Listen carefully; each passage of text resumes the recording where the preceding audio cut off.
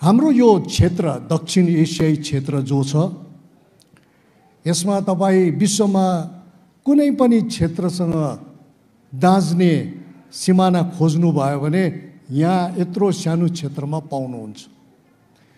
तपाईले खुल्ला सिमाना पाउनुहुन्छ नेपाल भारत नेपाल भुटानको। तपाईले पाल र खाल्डो भएको सिमाना पाउनुहुन्छ बर्मा र भारतको। तपाईले काँडे तारले बन्द गरिएको सिमाना पाउनुहुन्छ भारत र पाकिस्तानको। तपाईले प्राकृतिक कुरोहरूले डाँडा काराले ढाकेको सिमानाहरू पाउनुहुन्छ हैन। अनि तपाईले कुनै पनि सिमाना यदि को उदाहरण खोज्नुभयो भने यो सानो जग्गामा तपाईहरु पाउनुहुन्छ। अनि सिमाना यस्तो पनि छ कि सिमाना त तपाईं दाउकी भन्ने जग्गामा जानुभयो भने मेघालय र बंगलादेशको शिलङदेखि अलिकति तल जानुभयो भने सिमाना त भुजावाला झालमुडीवाला पो सिमाना छन्। भुजावाला झालमुडीवालाको अगाडि तपाईले उभिनु भयो भने भारत अनि पछाडी उभिनु भने बंगलादेश। लु भन्नुहोस्। अनि तपाई फेरि पशुपतिमा भारत र नेपालको सिमाना जानुभयो भने बीचमा एउटा नाली छ। त्यो नाली उता जानुभयो भने नेपाल, यता आउनुभयो भने भारत। तपाई फेरि मिजोराम जानुभयो भने भान्साघर यतापट्टि, अरु जम्मै कोठाहरू उतापट्टि। एउटा यतापट्टि भारत अनि उतापट्टि तपाईको बर्मा। यस्तो सिमानाहरू छन् तपाई। अनि कोही सिमाना त हामीले तय नै गरेको छैनौं। भारत र चीनको सिमाना अहिलेसम्म पनि चीनले पनि भन्छन् काल्पनिक, हामी भारतबाट पनि भन्छौँ हाम्रो पनि काल्पनिक। र नै हामी बीचमा लुचाचुडी भइरहन्छन्। सिमानै तय भएको छैन। त यो सिमाना भन्ने कुरो कस्तो हुँदो रहेछ भन्दाखेरि दुई किसिमको सिमाना हुँदो रहेछ। एउटा त धर्का रेखा र भएको सिमाना। अर्को चाहिँ हुँदो रहेछ फेरि सिमाना सीमा क्षेत्र हुँदो रहेछ। अब धर्का रेखाको सिमानामा चाहिँ आर्मी बस्यो भने आँखाका दुईटा नानीहरू कहिले त्यसले सिमाना क्रस गर्छ र पड्काइदिउँ यताबाट। अनि अर्को सिमाना चाहिँ फेरि हामी त्यसलाई बोर्डर ल्यान्ड भन्छौँ। त्यो बोर्डर ल्यान्डमा चाहिँ यता उता उताको मान्छे यता, यताको मान्छे उता, यो यता हो यो उता हामी गरिरहँदो रहेछौँ।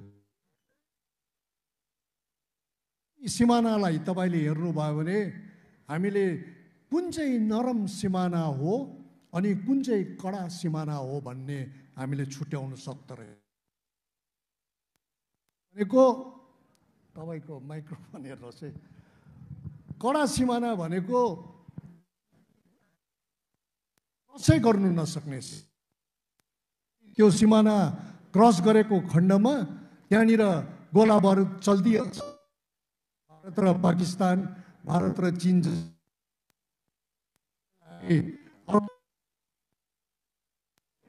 तपाईको माइक हेर्दिनुहोस् है। हजुर। अनि एकपट्टिबाट त्यस्तो सिमाना, अर्कोपट्टिबाट फेरि त्यो चाहिँ कडा सिमाना, त्यो हार्ड बोर्डर भयो। अनि हामीले जो सिमाना पाउँछौँ नेपाल र भारत, नेपाल र भुटानको बीचमा त्यो चाहिँ नरम बोर्डर भयो हैन, सफ्ट बोर्डर भन्छौँ। आज तपाईले चारैपट्टितिर सिमाना हेर्नुभयो भने र ऐतिहासिक रूपमा र आजको स्थितिमा हेर्नुभयो भने तपाईले देख्नुहुन्छ हाम्रो सिमानामा हामी 5 प्रकारको कुरोहरू आदान प्रदान गर्दो रहेछौँ। एउटा त तीर्थयात्रा, ज्ञान बुद्धिको आदान प्रदान गर्छौँ। अर्को मानव समाज आवत जावत गर्छन् पर्यटनको लागि, अध्ययनको लागि, स्वास्थ्यको लागि। अर्कोपट्टि व्यापार वाणिज्यको लागि हामी सिमाना तोक्छौँ। वस्तु, बिजुली र देह व्यापारसम्म हुन्छ। अनि फेरि अर्को युद्ध र आक्रमण, आतंकवाद र शरणार्थीको बारेमा हामी सिमाना तय गर्छौँ। अनि अर्कोपट्टि फेरि प्राकृतिक प्रकोप, बाढ, भूकम्प हैन, कोरोना जस्तो बिमारहरूको लागि हामीले सिमाना तय गर्छौँ। अनि यो चारै पाँचैवटा कुरोलाई सिमानामा सिमानामा हुने पाँचै कुरोलाई हामीले पहिला त सम्बन्धमा दुई देशको सम्बन्धमा गाभ्ने कोसिस गर्छौँ अनि सम्बन्धमा गाभ्ने कोसिस गरे पश्चात फेरि साहित्यिकहरूले साहित्य लेखनमा जर्नलिस्टहरूले जर्नलिस्टिक राइटिङमा यसलाई बाँध्ने कोसिस गर्छौँ। साहित्यिक लेखनहरूमा जब भन्छौँ सिमाना भन्ने साथ मलाई पहिला याद आउँछ नेपालका गोर्खाहरू र इस्ट इन्डिया कम्पनीका आर्मीको ठुलो युद्ध भएको 1814 होइन, लगभग 200 वर्ष अगाडि भइसकेको यो वार थियो। अनि यो खलङ्गा भन्ने जग्गामा देहरादुनदेखि अति माथि खलङ्गा भन्ने नालापानी भन्ने जग्गामा भएको थियो। एकपट्टिबाट इस्ट इन्डिया कम्पनी अङ्ग्रेजका सोल्जर्सहरू थिए, अर्कोपट्टिबाट नेपालका बलभद्र थापाको आफ्ना सिपाहीहरू लिएर गएका थिए। अनि लडाइँ कस्तो भयो होइन, यो साहित्यमा लेखिएको छ, इतिहासमा लेखिएको छ। उताबाट 2500 सिपाहीहरू लिएर मेजर जनरल रोबर्ट जिलेप्सी आयो, पुरा गोला बारुदहरू लिएर। अनि त्यो किल्ला जो नालापानीको खलङ्गाको किल्ला छ, त्यो किल्लाबाट गोर्खाहरूलाई खेद्नुपर्छ भनेर उनीहरू आयो। अनि यताबाट बलभद्र थापाको आफ्नो सिपाहीहरू 500-600 सिपाही लिएर गयो। उताबाट गोला बारुद, यताबाट खुकुरी धनुकाँड ढुङ्गा बोकेर गयो।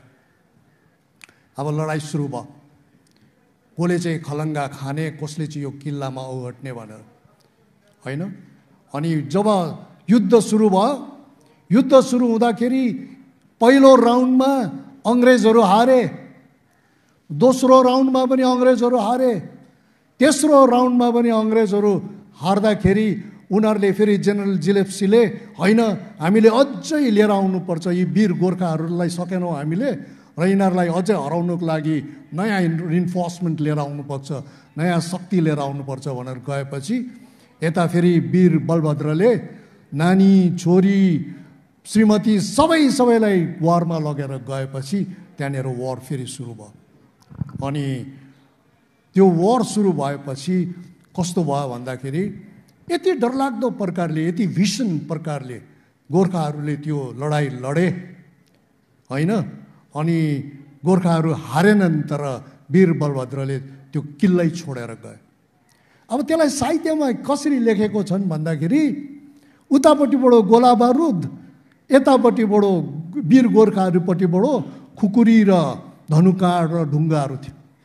अनि अब त्यसलाई साहित्यमा के लेखेको छन् भन्दाखेरि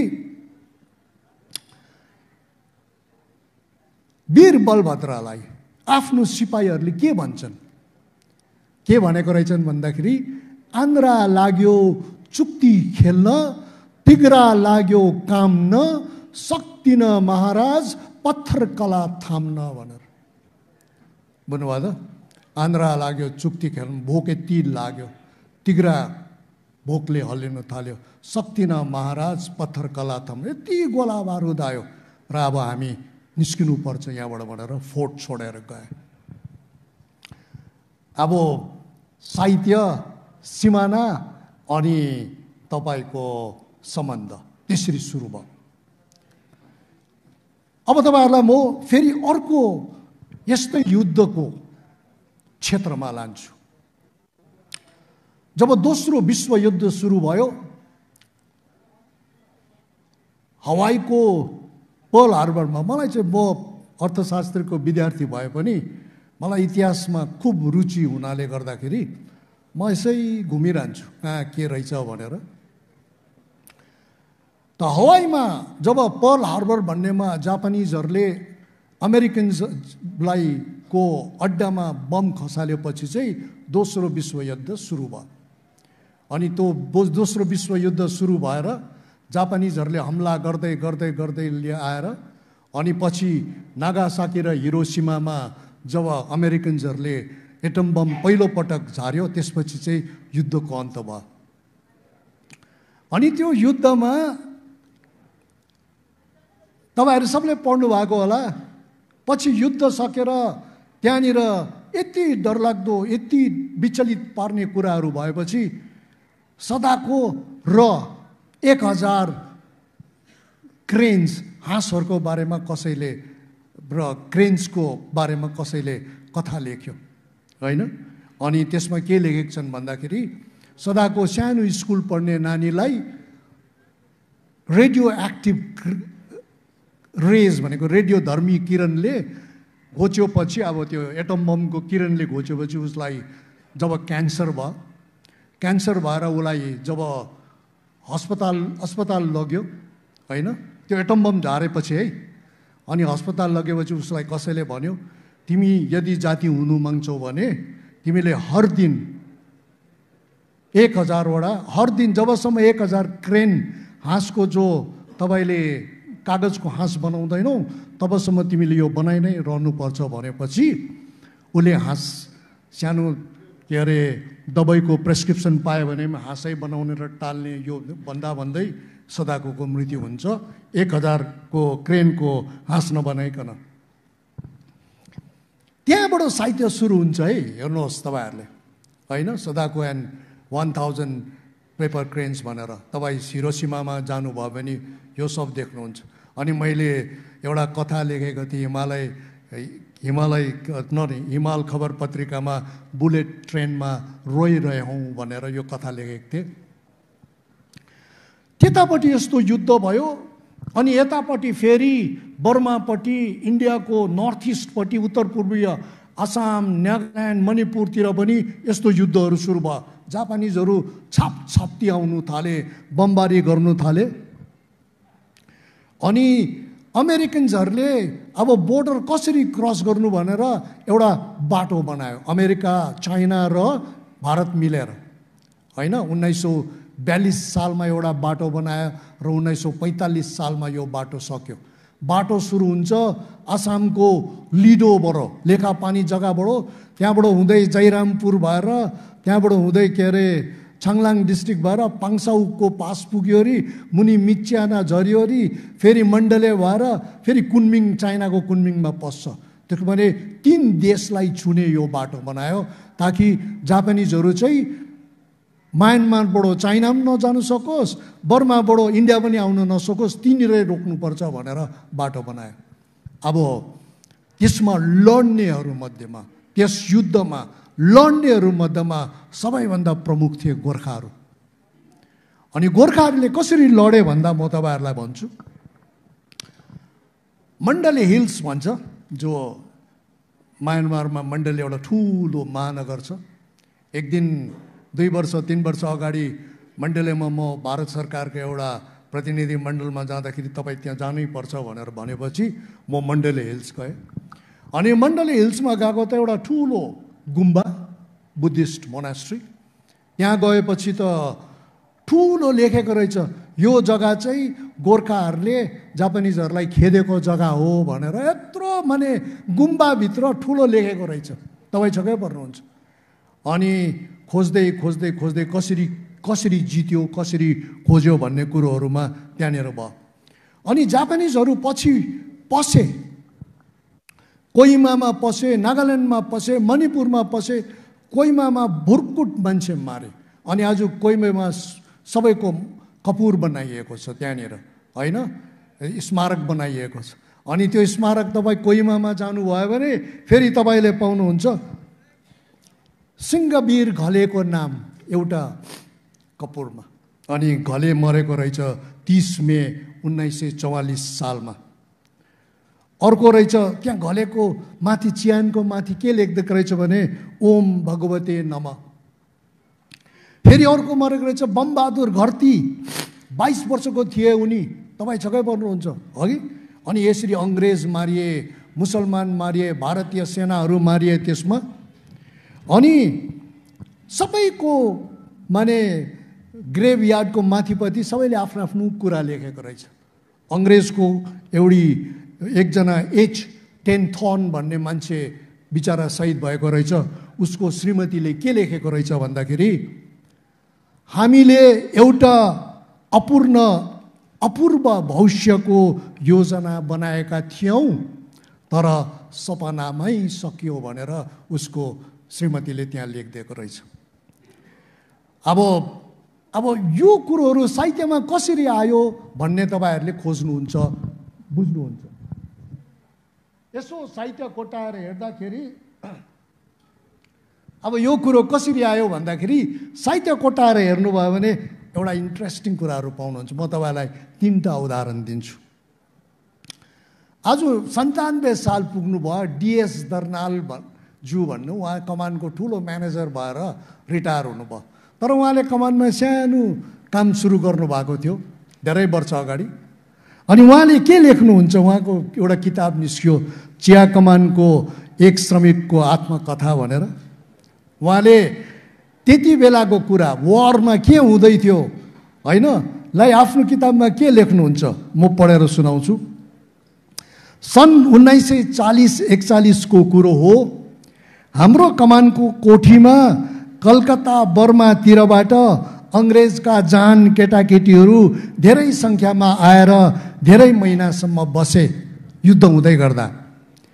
यसरी कोठीमा धेरै मान्छे भएकाले हामी 4 जना छोकडाहरूलाई, छोकडा भनेको यङ केटाहरूलाई पानी बोक्ने काममा खटाइयो।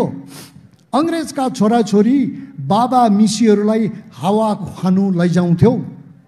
अलिअलि भए पनि पढेकोले म यस र नो अनि थ्याङ्क यू चाहिँ भन्न सक्थेँ। दिनै पछि डाकवालाले खबर ल्याउँथ्यो अनि खबर कागज पढेर मेम साहबहरू रुन्थे। बेरा बोबर्चीहरूका मुखबाट सुन्दा साहेबहरू सबै युद्धमा गएकोले त्यसैले मेम साहबहरू खबर पढ्दै रोएको अरे। यता मेरो मनमा भिन्नै छाप बस्दै थियो।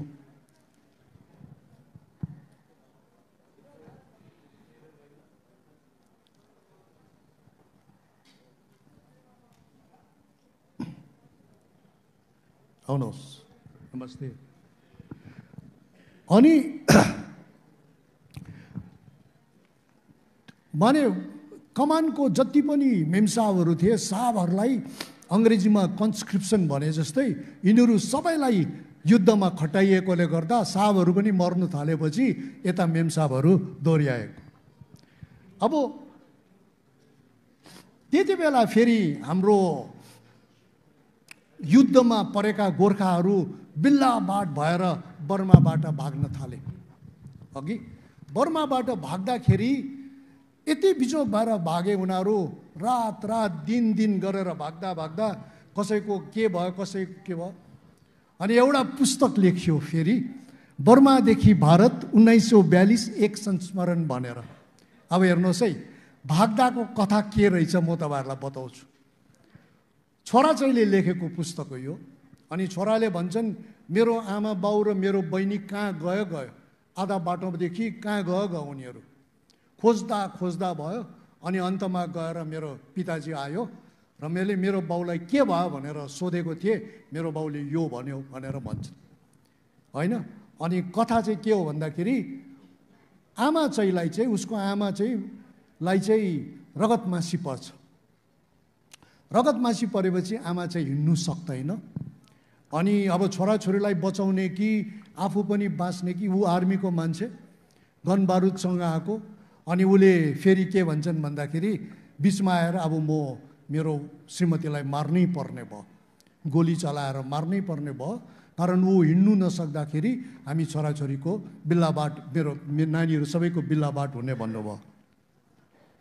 अब हेर्नुहोस् उहाँले के लेख्नुहुन्छ, म पढेर सुनाउँछु कारण यो पुस्तक तपाईँहरूले पाउनुहुन्छ कि हुन्न।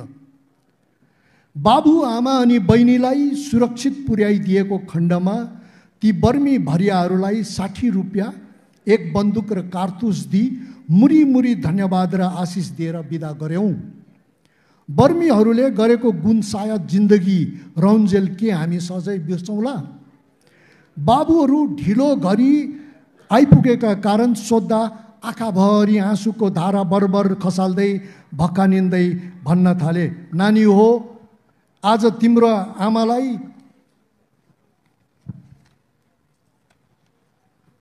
जिउँदो तिमीहरूले पाउने थिएनौ। कारण मैले अघि नै यस भिरेका बन्दुकले पड्काइसकेको थिएँ। फेरि सायद मुस्किलले तिमीहरू कहाँ यो तिम्रो साइली बहिनी भङ्गेरीलाई ल्याउने पुर्याउने। बिचबिचमा रोकिँदै भन्नुहुन्छ पिताजीले, कारण तिम्रो आमालाई मैले बिस्तारो बिस्तारो डोर्याएर ल्याउँदै थिएँ। बाटोमै एक छिनमा पेचिसको टट्टी हुने, एक पाइला हिँड्नु आमालाई समस्या। खुट्टाले जवाब दिइसकेको थियो। साथीभाइ र तिमीहरूका लहर अगाडि कहाँ पुगिसकेछौ पत्तो फाँट थिएन। मुस्किलले घिस्रिँदै ज्यान छोडेर रातको 10 बजी एउटा बर्मी गाउँमा केही बत्ती बालेको देख्दा त्यहाँ पुग्यौँ। मध्यरात चकमन्न सुनसान। त्यहाँ केही बर्मीका बस्तीघर रहेछन्।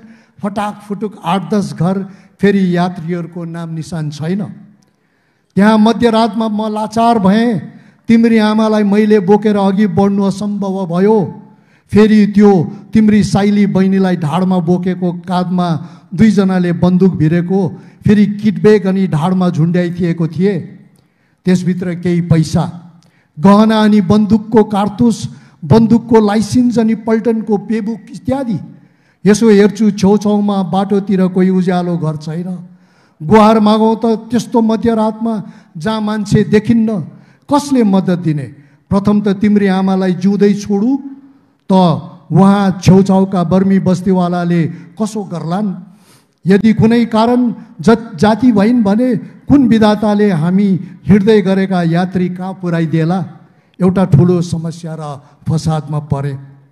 तिम्री आमाले पनि मेरो र छोरीको अवस्था देखेर भनिन्, यदि मलाई जिउँदै छोडेर जानुभन्दा बरु बन्दुकले मारेर दागबत्ती आफ्नो हातले दिएर जाऊ, कारण मैले गर्दा न तिमीहरू अघि बढ्न सकेका छौ। एक प्राणले गर्दा यहाँ 2 प्राणीको मृत्यु देख्छु। फेरि उता छोराछोरी ज्वाइँहरू हामीहरूभन्दा धेरै अगाडि पहाड पुगिसकेका छन्। म घरि आमालाई हेर्छु, घरि छोरीको अनुहारमा निष्पट्ट अँध्यारो छ। बिचबिचमा आकाशमा बिजुली चम्केको गर्दा अलिक उज्यालो पाउँछु। त्यस्तो परिस्थितिमा पुग्दा बुद्धिले काम नगर्ने भइसक्यो। के गरौँ भन्दै खुइँ गर्छु। तिम्री आमालाई मारिहालु त तिमीहरूलाई मैले के जवाब दिने इत्यादि सोच्दै मैले आखिरी फैसला गरिहालेँ। अनि मेरो जोर्नाले बन्दुक, 2 नाले बन्दुक काँधमा निकालेर कारतुस 2 मोहरीमा हाले। पछि तिम्रो आमाको छातीमा बन्दुकको मोहरी ताकिहाले। मेरो औँला बन्दुकको ट्रिगरमा छ। केवल औँला खिचे पनि बन्दुक पड्किहाल्छ। यस्तो मेरो दृश्य देखेर काँधकी छोरीले देखेर खुबै जोडले चिच्याई आमालाई नमार भनी रुन लागि। म चाहिँ मार्नु तयार, पसिनै पसिना भइसके। छोरी रहेको बिलाप चारैतिर सुनसान रातमा सुनिने। दैववश यही त्यहाँ सुतिरहेका बर्मी गाउँका मान्छेहरूले नानी जोडले रहेको सुन्दा सबै गाउँका बस्तीवालाहरू हातमा राखो र हात हतियार बनी बर्मी गाउँ बम्बक लिएर चारै दिशातिर दौडिएर आए अनि बचाए। यो पनि एउटा युद्धको साहित्य। कसरी आयो? त्यस्तो जग्गाबाट भागेर उनीहरू कसरी आए? अब युद्धमा गए, सिमानामा लडे, सिमानालाई त्यागेर आए उनीहरू, होइन, लेखे। तर अब हेर्नुहोस्, अर्कोपट्टि एकजना नामी कवि अगमसिंह गिरीले युद्ध र योद्धामा के लेख्छन् आफ्नो कवितामा? उहाँले के लेख्छन्? युद्ध गर्नु ठिक हो, युद्धमा गोर्खाहरू जानु ठिक हो भन्ने कुरामा उहाँले आफ्नो कविता आफ्नो खण्डकाव्य युद्ध र युद्धमा के लेखेका छन्? उहाँ लेख्नुहुन्छ, फर्क युद्ध विभीषकातिर नजाऊ, फर्क दहानालमा युद्धको नहो म व्यर्थ आफूलाई, फर्क हिमाली वीर छोरो, तिम्रो वीरता तिम्रो देशलाई सुहाएको छ, तिम्रै उत्सर्ग तिम्रै देशलाई चाहिएको छ। द्याट मिन्स तपाईँ व्यर्थमै अरू राष्ट्र र अरू शक्तिहरूको लागि लड्नु हुँदैछ।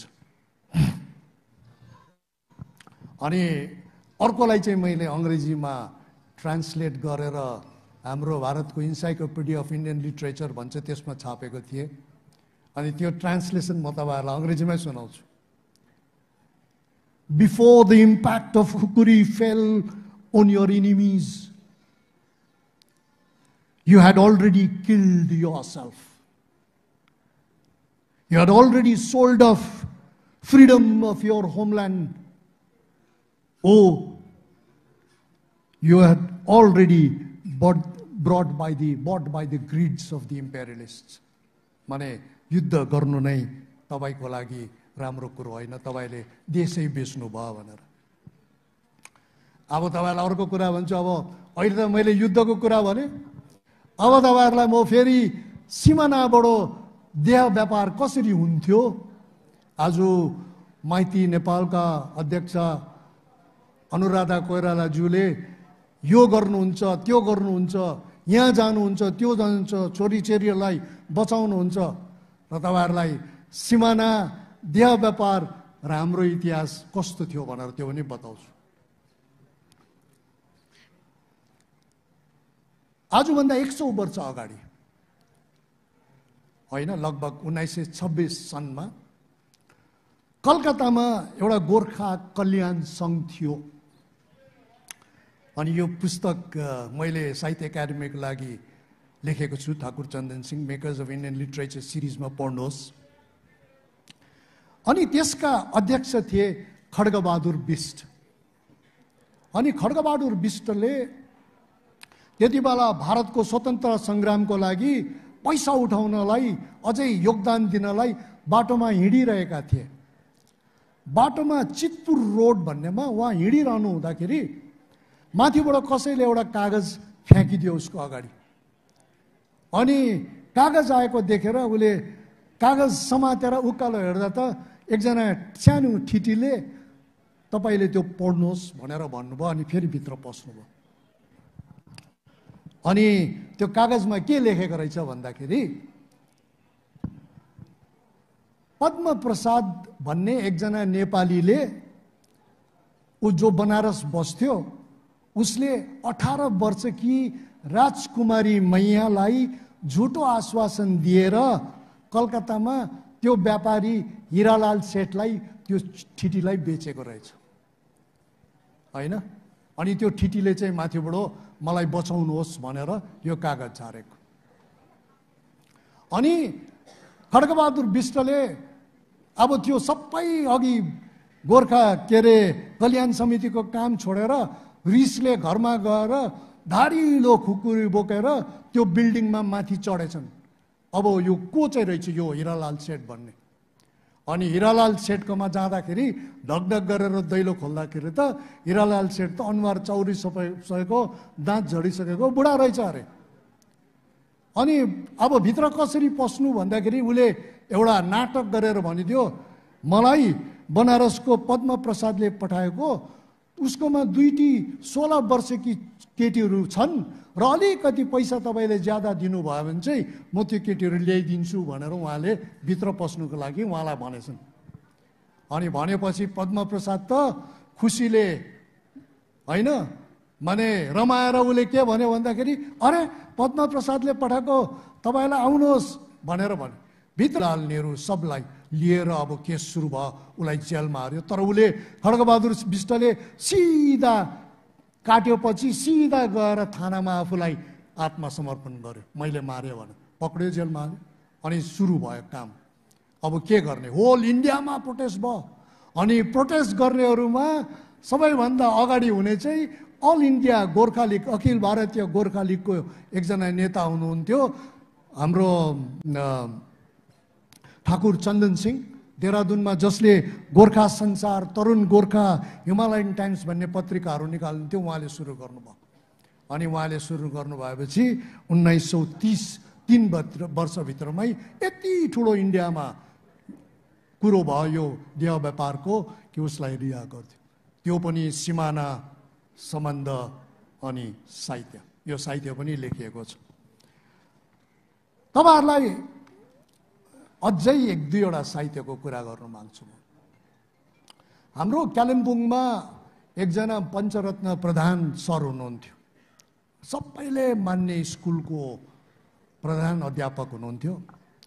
उहाँले बित्नुको अगाडि एउटा पुस्तक लेख्नुभयो, केही बोट केही बिरुवाहरू भनेर। राम्रो पुस्तक लेख्नु भएको छ। अनि त्यो पुस्तक पढ्दै जाँदाखेरि उहाँले के भन्नुभएको छ भने, जब म दार्जिलिङ जिल्ला परिषदका अध्यक्ष थिएँ तब म मधेस क्षेत्रमा, दार्जिलिङको मधेस क्षेत्र, खोरीबारी, पानी ट्याङ्की, के अरे यो हाम्रो नक्सलबारीतिर जान्थेँ, जहाँ मधेसको मान्छेहरू बस्थे। त्यहाँनिर मैले कालो वर्णको लाप्चेहरू भेटेँ भनेर भन्नुभयो। अब लाप्चेहरू कालो वर्णको भन्दा त हुँदैन होइन। अनि उहाँले त्यत्तिकै लेखेर छोडेर बित्नुभयो। तर मलाई चाहिँ अलिकति इतिहासमा रुचि भएको हुनाले यो कालो वर्णको लाप्चेहरू चाहिँ के हो, कसरी लाप्चेहरू कालो वर्ण भयो, उनीहरू त सिक्किमको कहाँ टुप्पोतिर बस्ने मान्छेहरू भनेर यसो खोज्दै खोज्दै खोज्दै निकालेको त फेरि सिमानाकै कुरा आयो, इतिहासकै कुरा आयो। नेपालमा ब्रिटिस रेसिडेन्ट हडसन भन्ने मान्छे थियो। अनि यो हडसन भन्ने मान्छेले चाहिँ नेपाल खर्लप्पै खाएको थियो। भाषा साहित्यदेखि, अङ्ग्रेजी मान्छे होइन, भाषा साहित्य, पशु प्राणी उद्भिद सबै खर्लप्पै खाएको मान्छेले नेपालबाट गएर उनी दार्जिलिङमा बस्नु थाल्यो 1940 को दशकमा। अनि 1840 को दशकमा। अनि 1848 मा उहाँलाई दार्जिलिङमा उहाँको मिल्ने साथीले जोइन गर्नुभयो, के अरे इङ्ल्यान्डबाट आएको हुकर भन्ने मान्छेले जोइन गर्नुभयो, जोसेफ हुकर भन्ने। अनि यो हुकर भन्ने मान्छेले चाहिँ मेडिकल डक्टर हो, तर डक्टर नभए मेडिकल नगरेर उद्भिदहरू खोजी हिँड्यो। कारण उसको पिताजी चाहिँ क्यू बोटनिकल गार्डनको डाइरेक्टर इङ्ल्यान्डमा, लन्डनमा होइन। अनि यो मान्छे त्यो खोज्दै खोज्दै खोज्दै उद्भिद खोज्नु, यिनीहरू क्याम्बेल र यो मान्छे चाहिँ सिक्किम पस्यो। अब सिक्किममा राजाको शासन, सिक्किममा राजाले यिनीहरूलाई जङ्गल जानै दिएन। अनि जङ्गल जानु नदिँदाखेरि चाहिँ यिनीहरू जबरजस्ती जङ्गलमा पस्दा चाहिँ राजाले यिनीहरूलाई पक्रेर जेलमा हालिदियो, दुईजना। अब हुकर त्यस्तो मान्छे, क्याम्बेल त्यस्तो मान्छे। अनि तपाईँ छक्कै पर्नुहुन्छ, मैले एक दुईवटा हेरेको, हुकर भन्ने मान्छे कस्तो मान्छे थियो होला। तपाईँहरू सबले चार्ल्स डार्विनको नाम सुन्नुभएको छ, थ्योरी अफ इभोल्युसन गर्ने। उसको इङ्ल्यान्डमा साथी चाहिँ चार्ल्स डार्विन, बुझ्नुभयो त। अनि हुकर र चार्ल्स डार्विन बिचको के अरे चिठीहरू चाहिँ एक दुईवटा मैले पाएँ है। अनि दुईजनालाई जेलमा हालिदिएपछि 48 दिन त्यस्तो चिसोमा जेलमा हालिदिएपछि राजाले, भारत सरकार, अङ्ग्रेज सरकारले राजालाई भन्यो, यो छोडेन भने चाहिँ, तपाईँलाई चाहिँ हामी सिक्किमलाई चाहिँ हामी खाइदिन्छ भनेर भनेपछि, इन्भेड गर्छ, आक्रमण गर्छ भनेपछि उनीहरूलाई छोडिदियो। तर छोड्दा अङ्ग्रेज सरकारले के गर्यो भन्दाखेरि, तिमीले हाम्रो मान्छेलाई हाल्यौ, अब चाहिँ तिम्रो पनि म खाइदिन्छु भनेर तलको खोरीबारी, नक्सलबारीहरू खाइदियो। अनि त्यहाँ बस्ने लेप्चाहरूले फेरि पछि गएर कोचे सन्तालहरूसँग सायद कालो भएको हो कि भन्ने, हाम्रो चाहिँ कालो वर्ण भएको हो कि भन्ने चाहिँ त्यस्तो भयो। अन्तमा म तपाईँहरूलाई एउटै, मेरो समय पनि भएछ, एउटै कुरो भन्न चाहन्छु। जियो पोलिटिक्स होइन, भू राजनीति भन्ने कुरोहरू कसरी हुँदो रहेछ। हामीले इन्डियामा नेपाली भाषालाई 8औं अनुसूचीमा मान्यता दिनुपर्छ भनेर धेरै लड्यौँ। 1956 सालमा आनन्द सिंह भण्डारीले देहरादूनबाट यो मुद्दा उठाएपछि हामी लड्दा अब यसमा पनि सिमानाकै कुरा आयो, फेरि साहित्यकै कुरा आयो। लड्दा हाम्रो प्रधानमन्त्री 1977-79 मा गएर प्रधानमन्त्री हाम्रो मोरारजी देसाई हुनुभयो। अनि हाम्रो अल इन्डिया अखिल भारतीय नेपाली भाषा समितिको अग्रजहरू गएर उहाँलाई हाम्रो भाषाले मान्यता पाउनुपर्छ भनेपछि मोरारजी देसाईले के भन्नुभयो भन्दाखेरि, तिमीहरूको भाषा नेपाली भाषा चाहिँ नेपालको फरेन ल्याङ्ग्वेज हो, हामी भाषालाई मान्यता दिँदैन भने प्याच्चै भन्दैन हो। अब हामी पनि अलिकति डिप्पी नै मान्छेहरू, हाम्रो भाषा, नेपालको भाषा कसरी हो? एटनले लेखेको श्रीरामपुर मिसनले 1820 मा आर्किबल टर्नबुलले लेखेको व्याकरणहरू सबै इन्डियाबाटै लेखेको। 1975 सालमा नेपाली भाषालाई भारतको आधुनिक भाषा हो भनेर भारतकै साहित्य एकाडेमीले मान्यता पनि दिएको छ भनेर भनेपछि उसले मान्दै मानेन। तर गएर 1992 सालमा हामीले मान्यता पायौँ 8औं अनुसूचीमा। त हामीले खोज्यो यो उहाँ प्रधानमन्त्रीले विदेशी भाषा चाहिँ किन भन्नुभयो भनेर खोज्दा खोज्दा त हामीले एउटा चिठी पायौँ। चिठीमा उहाँले त्यति बेलाको त्यसभन्दा अलिक अगाडिको हाम्रो एमपीलाई लेख्नु भएको रहेछ, तिमीहरूको भाषा चाहिँ विदेशको भाषा हो, तिमीहरूको भाषालाई मान्यता देऊ भने त यहाँनिर तिमीहरूको नेपालमा पनि त के अरे हिन्दी भाषीहरू त्यत्रो बिघ्न छ, तिमीहरूको सरकारले नेपाललाई दिन्छ, हामीलाई त तिमीहरूको भनेर त नेपालको बनाइदियो। भन्नुहोस् न, हाम्रो जम्मै इतिहास भारतीय इतिहास, हाम्रो योगदान जम्मै भारतीय, हामीलाई पनि झोक चल्यो। अनि हामीले उहाँलाई जवाब दियौँ। दार्जिलिङ आउँदा जुत्ता देखायौँ, मैले पनि जुत्ता देखाएँ उहाँलाई। मेरो साथीलाई त पक्रेर यति कुट्यो, अहिलेसम्म पनि साथीको ढाड दुख्छ, तर हामीले छोडेनौँ। किन भनेको रहेछ भनेको त 1975 सालमा जब सिक्किम, अब यो चाहिँ जियो पोलिटिक्सको कुरा, 1975 सालमा जब सिक्किम मर्ज भयो, जब सिक्किम मर्ज भएपछि यहाँ पनि तल्का भयो, नेपालमा पनि होइन, इन्डियामा मर्ज भयो, नेपालमा पनि तल्का भयो। नेपालको राजाले शान्ति क्षेत्रको घोषणा गर्नुभयो, नेपालको राजाले त्यो गर्नुभयो। र नेपालको राजाले गर्नु, अनि उहाँले फेरि हाम्रो प्रधानमन्त्रीले इन्दिरा गान्धीज्यूलाई चाहिँ हेर्नु नमान्ने, हाम्रो मोरारजी देसाईज्यूले। त्यसो गर्दाखेरि उहाँले इन्दिरा गान्धीज्यूले गर्नुभएको कुनै काम पनि मन नपराउने होइन।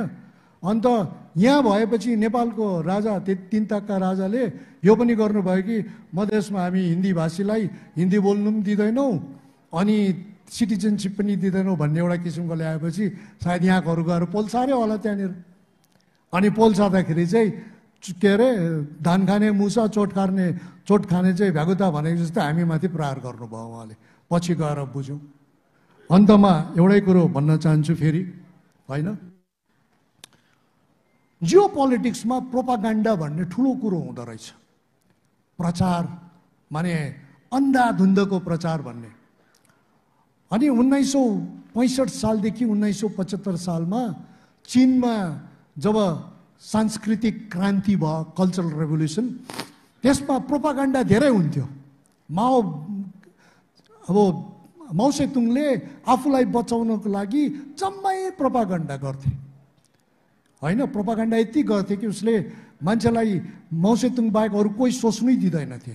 यति साह्रो, अब भन्छ 80 लाख मान्छे मार्यो, 70 लाख मान्छे मार्यो भनेर हेलिडे र च्याङको किताबमा पनि लेखेको छ। त नेपालमा जब चिनको यहाँनिर फरेन एड सुरु भयो होइन, पहिला तपाईँको काठमाडौँ कोदारी हाइवे होइन, तपाईँको अर्नीको राजमार्ग बनाइयो, त्यसपछि रिङ रोड, त्यसपछि यहाँ हाम्रो पोखरा काठमाडौँ पृथ्वी राजमार्ग, त्यसपछि पोखरा बागलुङ भनेपछि। र त्यति बेला म एकपल्ट 1987 सालमा यहाँ आउँदाखेरि मलाई धेरैले, मैले सोध्थेँ भारतको जो यहाँनिर आर्थिक सहयोग र चिनको आर्थिक सहयोगमा के छ अन्तर भन्दाखेरि उनीहरूले मलाई के भन्थ्यो भन्दाखेरि धेरै एकदम अग्रज नेपालीहरूले यसमा ठुलो अन्तर छ। एउटा अन्तर, ठुलो अन्तरमध्ये एउटा हो, भारतले आफ्नै प्रकारको इन्जिनियर ल्याउँछ, ट्र्याक्टर पनि ल्याउँछ, यो पनि ल्याउँछ र गाउँ बसाउँछ र एउटा कार्यक्रम गर्छ होइन। जस्तै त्रिभुवन राजपथ बनायो, सिद्धार्थ राजमार्ग बनायो होइन। तर चिनको चाहिँ 10-15 जना मान्छे मात्रै आउँछ, सानो कोठामा बस्छ, तीबाट हिसाब किताब गर्छ र बनाउनु लाउँछ यो प्रोजेक्टहरू, सबै नेपालीलाई चलाउँछ। तर जति पनि र मेटेरियल हुन्छ त्यो चाहिँ तिमीहरूले क्यान्टोनमा ट्रेड फेयरबाट हामी सामान दिन्छ, त्यो सामानलाई काठमाडौँमा ल्याएर बेचेर चाहिँ तिमीहरूले त्यो र मेटेरियल किन्नु, ढुङ्गा माटोहरू किन्नु भनेर। अन्त त्यति बेला मलाई एकजना गाउँमा जाँदाखेरि एकजनाले के भन्नुभयो भन्दाखेरि तपाईँले चिनमा कसलाई चिन्नुहुन्छ भनेको त मलाई त्यो बोजूले के देखाउनु भने यिनलाई चिन्छु भनेर देखाउनु भयो। अन्त मैले को यिनी भनेको त खै को हो, मामा भन्छ, यिनलाई चिन्छु भनेर भने। त्यति बेला चाहिँ चिनकोहरूले चाहिँ के गर्दो रहेछ भन्दाखेरि जहाँ पनि एड दियो त्यहाँनिर चाहिँ माओको सानो ब्याच पनि सबलाई बाँडिदिँदो रहेछ गाउँ गाउँमा, बुझ्नुभयो त? यहाँ पनि बाँडिदियो त्यहाँ पनि बाँडिदियो, अन्त सबले माओवादीलाई माओ माओ भनेर लगाउँदो रहेछ। पछि गएर जब चिनमा पढाउँदाखेरि त्यहाँको जियानचुवान भन्ने म्युजियम, प्राइभेट म्युजियम चिनको सबभन्दा ठुलो, गएको त माओ सेतुङले कसरी प्रोपागान्डा गर्दो रहेछ भनेर हेरेको त त्यति बेलाको जमानामा घरमा जति पनि देवाल घडी छ त्यहाँ माओको फोटोग्राफ हुनैपर्छ, खाने थालमा माओको फोटोग्राफ हुनैपर्छ, होइन? माने तपाईँले जहाँ पनि तपाईँले तपाईँले देख्नुहुन्छ सबै कुरोमा माओको फोटोग्राफ हुनुपर्छ, होइन? अनि त्यही फोटोग्राफ माओवादीको यहाँ पनि ल्याएर उनले लगाइदिए। अनि मलाई कहिलेकाहीँ पनि यो पनि लाग्छ, यो नेपालमा हाम्रो साथीहरूले मिलेर माओवादीको आन्दोलन गरे, लेनिनिस्टको आन्दोलन किन गरेन, होइन? मार्क्सिस्ट आन्दोलन किन गरेन, चारु मजुमदारको आन्दोलन किन गरेन, माओकै किन आन्दोलन गर्यो भन्दाखेरि त न त्यो ब्याचको पो प्रभाव हो कि भनेको जस्तो पनि लाग्छ। तपाईँहरू सबैलाई धन्यवाद दिन चाहन्छु। Thank you very much.